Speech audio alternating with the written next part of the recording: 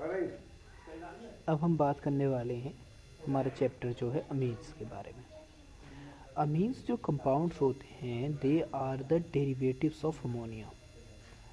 Derivatives कैसे, क्या आप इसको समझ सकते हो, डेरिवेटिव्स ऑफ अमोनिया।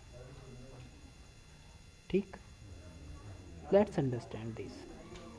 सपोज करें कि आपके पास एक अमोनिया का मॉलिक्यूल है, ये रहा हमारा अमोनिया का मॉलिक्यूल।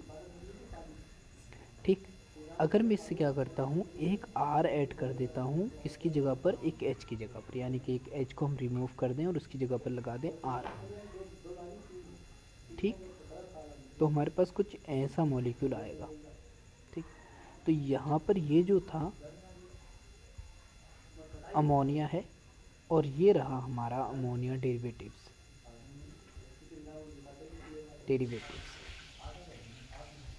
इसी को डेरिवेटिव्स को ही हम क्या बोलते हैं, इसी को बोलते हैं हम amines. These are the compound amines. अब इसकी क्लासिफिकेशन वगैरह और टाइप्स वगैरह के बारे में हम आगे पढ़ेंगे, लेकिन these are the compounds those were called amine. अगर हम एक आर को रिप्लेस कर दें एक एस से तो वो बनेगा हमारा प्राइमरी अमीन, और इसी तरीके से चीज़ें आगे बढ़ती जाएंगी। ठीक, अब इसके अंदर जो दूसरी चीज़ आती है कि अगर हम इसके इंट्रोडक्शन को जानने की कोशिश करेंगे तो अगर मैं नेचुरल बेसिस पर देखूं, on the count of the natural basis, तो इसमें आप पाओगे कि ये जो अमीन्स होती हैं ये नेचुरली बहुत सारी चीज़ों में पाई जाती हैं। जिसके जैसे जनरल से एग्जांपल हम अमीन पाई जाती हैं विटामिन्स में। These are also available in alkaloids, these are available in hormones, and the most important with these all there is one group that is called a protein. इसमें भी अमीन्स बहुत अच्छी मात्रा में पाई जाती हैं, जिसकी वजह से प्रोटीन्स जो है बहुत सारे जो न्यूक्लिक एसिड्स और फिर हम कह सकते हैं अमीनो एसिड से मिलकर बना होता है प्रोटीन। तो दैट्स वाई ये क्या है, एक मेन सोर्स होता है अमीन्स के कंपाउंड्स का। अगर हम बात करें सिंथेटिक के केस में जो कि आर्टिफिशियल है, इस केस में अगर हम बात करें तो जैसे फॉर एग्जांपल बहुत सारे पॉलीमर्स में आप ले सकते हो 6,6 नाइलॉन, नाइलॉन 6,6, बहुत सारी डाइज, हम इसके बारे में पिछले चैप्टर में पढ़ चुके हैं। और even the drugs, a wide range of drugs are available in that case. Now move to the next, that is the biological activities. Biological activities.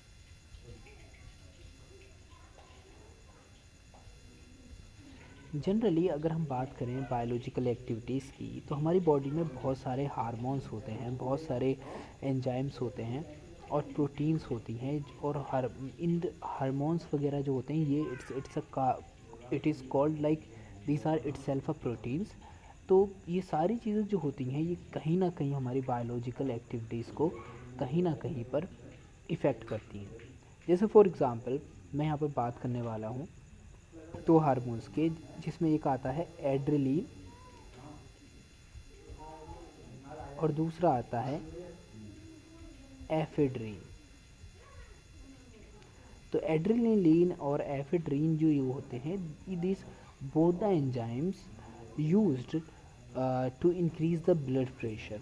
तो इनका मेन काम जो होता है ये इंक्रीज करते हैं किसको, ब्लड प्रेशर को बॉडी के अंदर। ठीक, to increase the blood pressure, these both the enzymes are very important. These both the hormones are very important. इसके बाद दो और हैं, एक का नाम है नोवोकैन। ये एज ए एनेस्थेटिक यूज़ होता है और स्पेशली इन डेनिस्ट्री अंडरस्टैंड। और दूसरा आता है Benadryl, that is a anti histaminic drug. Let's move to the next. अगर हम बात करें अमीन्स के बारे में, अगर हम बात कर रहे हैं यहाँ पर, तो इसमें एक जनरल सा idea that you have to understand कि these are the derivatives of ammonia. हम बहुत अच्छे से जानते हैं these are the derivatives of ammonia. These are the derivatives of ammonia, जिसमें पहला एग्जाम्पल अगर मैं लूँ, जैसे हमारे पास CH3NH2 जो हमारा R था, एल्काइल ग्रुप ये रहा, ठीक। या फिर R की जगह पर अगर कोई एराइल ग्रुप आ जाए, जैसे फॉर एग्जांपल हम मान लें यहाँ पर NH2, ठीक। तो यहाँ पे C6H5NH2, ठीक। इसी तरीके से हम क्या कर सकते हैं, यहाँ पर लिख सकते हैं CH3CH2 और NH, एक H और रिमूव कर देंगे तो यहाँ पर हो जाएगा CH3, ठीक। ऐसे हमारा अगला आ सकता है कि अगर हम N और तीनों की तीनों H को हम क्या कर दें, रिमूव कर दें CH3 से। ये हमारे डिफरेंट टाइप के 3 कंपाउंड्स हो गए जिनको हम बोलते हैं अमीन्स। यही अमीन्स में जो एक चीज़ समझने वाली है वो ये है कि जो नाइट्रोजन इसमें रहता है, इसका हाइब्रिडाइजेशन जो होता है वो होता है sp3, यानी कि इसका हाइब्रिडाइजेशन क्या हो जाएगा, जेशन हो जाएगा sp3। अब अगर हाइब्रिडाइजेशन sp3 है तो इसकी शेप और ज्योमेट्री को समझने की ज़रूरत है, ठीक। हम जानते हैं कि किसी भी चीज़ की जो sp3 हाइब्रिडाइजेशन की जो ज्योमेट्री होती है, ठीक, वो हमेशा होती है टेट्राहेड्रल। लेकिन अगर हम बात करते हैं स्ट्रक्चर की, तो स्ट्रक्चर के केस में हमको याद रखना होता है कि यहाँ पर हम लॉन पेयर को इंक्लूड नहीं करते। जैसे फॉर एग्जांपल अगर मैं बात करूँ नाइट्रोजन के कॉन्फ़िगरेशन की, तो इसका कॉन्फ़िगरेशन होता है 1s2, 2s2 और 2p3। यानी कि जनरली अगर हम कहें तो s के जो 2 इलेक्ट्रॉन हैं और जो p के 3 इलेक्ट्रॉन हैं वो तो बॉन्डिंग में पार्टिसिपेट करेंगे, लेकिन ये से वाले 2 जो इलेक्ट्रॉन होते हैं ये अनशेयर्ड रहते हैं, ये अनशेयर्ड इलेक्ट्रॉन पेयर की फॉर्म में रहते हैं।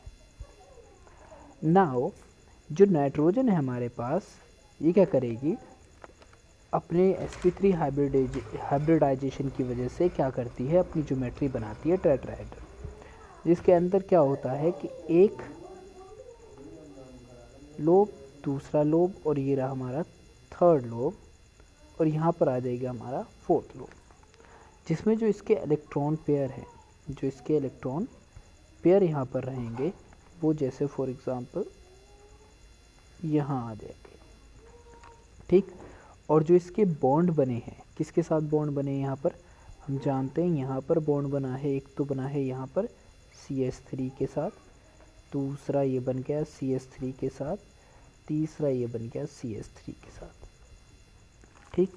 यहाँ पर ये इतने सारे हमारे बॉन्ड्स बन गए, ठीक। अगर हम इसको देखें ध्यान से तो we get to know like इस जगह पर कुछ ऐसा हमको दिखाई देता है, जो कुछ कि अगर हम इसकी ज्योमेट्री निकालने की कोशिश करें तो हम पाएंगे कि इसकी ज्योमेट्री जो है वो कुछ ऐसी आ रही है, ठीक है। यानी कि ये रही इसकी ज्योमेट्री जो कैसी दिखती है, टेट्राहेड्रल दिखती है। लेकिन इसकी शेप निकालने के लिए हमको क्या करना पड़ेगा, इसकी शेप निकालने के लिए हमको एक डिफरेंट, कि हम सिर्फ और सिर्फ लॉन पेयर को इंक्लूड नहीं कर सकते। इस केस में हमको लॉन पेयर को इंक्लूड नहीं करना है, हम सिर्फ और सिर्फ इंक्लूड करेंगे किसको, सिर्फ और सिर्फ इंक्लूड करेंगे जो जो एटम्स हैं।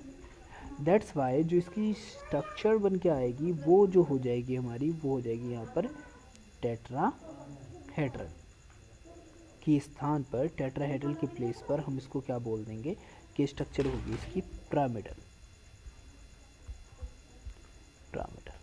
तो ये जो आपको सिर्फ एटम एटम को लगाने पर जो आपको स्ट्रक्चर नज़र आ रही है उसको बोलते हैं हम पिरामिडल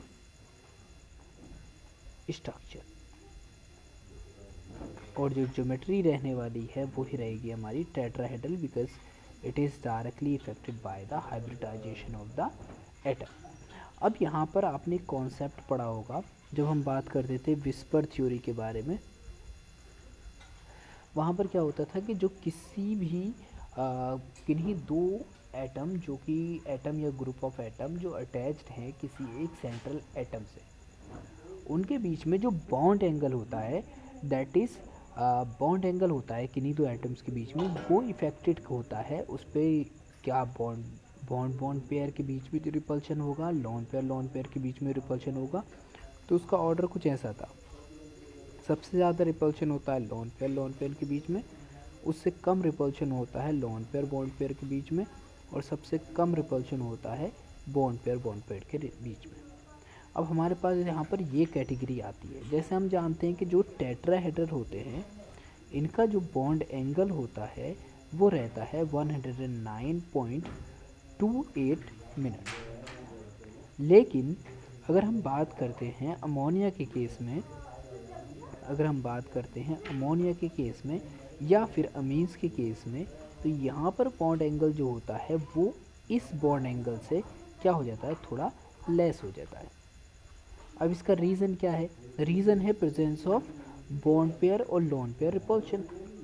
अब bond pair lone pair repulsion की वजह से जो हमारा नाइट्रोजन का अमीन कंपाउंड बन के आया है उसके बीच में क्या है, बॉन्ड पेयर थोड़ा कम हो जाएगा, और वो बॉन्ड पेयर और लॉन पेयर की वजह से जो एंगल में डिफरेंस आया है वो एंगल का डिफरेंस रहेगा हमारा 108 डिग्री। Got it? आप इस चैप्टर को ठीक से पढ़ लें एक बार, और ठीक से रिवीजन करने के बाद मुझे बताएं कि कहाँ पर आपको कोई प्रॉब्लम आई है। थोड़ा क्लासिफिकेशन और IUPAC को ध्यान से देख लेना, इससे रिलेवेंट थोड़े से क्वेश्चन हैं। Those were very common and you can solve them very easily. ठीक, तो इसको एक बार अंडरस्टैंड करें, उसके बाद मुझे बताएं कि क्या करना है। ठीक, let's move to the next page. यहाँ पर क्या है, हम बात कर रहे हैं क्लासिफिकेशन की। इसका क्लासिफिकेशन क्या है कि अगर कोई नाइट्रोजन एटम किसी एक मिथाइल एटम से जुड़ा हो तो हम इसको बोल देते हैं प्राइमरी या 1 डिग्री अमीन। अगर यही नाइट्रोजन एटम किन्हीं दो मिथाइल ग्रुप से जुड़ा हो तो ये हो जाएगा हमारा सेकेंडरी, और अगर यही नाइट्रोजन एटम किन्हीं 3 मिथाइल ग्रुप से जुड़ा हो तो हम इसको बोल देंगे टर्शरी। यहाँ पे एक बात याद रखनी है कि अगर जो ये एल्काइल या फिर कोई भी एल्काइल ग्रुप्स इससे जुड़े हुए हैं, if all the alkyl groups are same, alkyl या फिर एराइल ग्रुप जो भी हैं, ये एराइल ग्रुप सेम है, तो हमको याद रखना है इसको हम बोलते हैं सिंपल अमीन। अगर by chance these are different तो इनको बोल देंगे हम डिफरेंट के केस में कि ये हो जाएगी हमारा mixed amines. That's it. Let's move to the next. इसमें याद रखना है आपको नोमेनक्लेचर के बारे में। यहाँ पर हम जनरली दो मेथड यूज़ करते हैं। पहला होता है हमारा कॉमन मेथड में क्या करना होता है कि आप प्रीफिक्सिंग करेंगे एल्काइल ग्रुप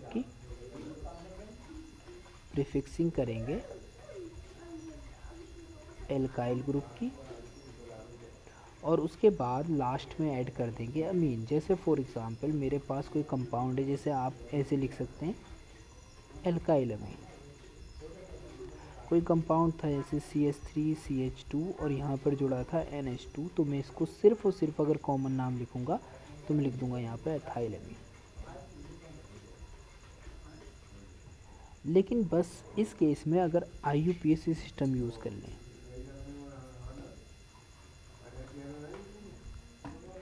तो IUPAC सिस्टम यूज़ करते ही सिर्फ और सिर्फ चेंज क्या आता है वो आपको याद रखना है कि पहले आप जो भी आपके पास एल्काइल है उसको लिखेंगे एल्केन, और यहाँ पर बस ई हटा के यूज़ कर देंगे अमीन। जैसे फॉर एग्ज़ाम्पल अगर आपके पास यही होता CH2NH2 तो आप लिखते इसको एथेनामीन। दैट्स इट, यही चेंज करना था and that you have done. Alright, to go through these, try to understand. If you find any of the problem, ask me the questions. Have a nice day. God bless you.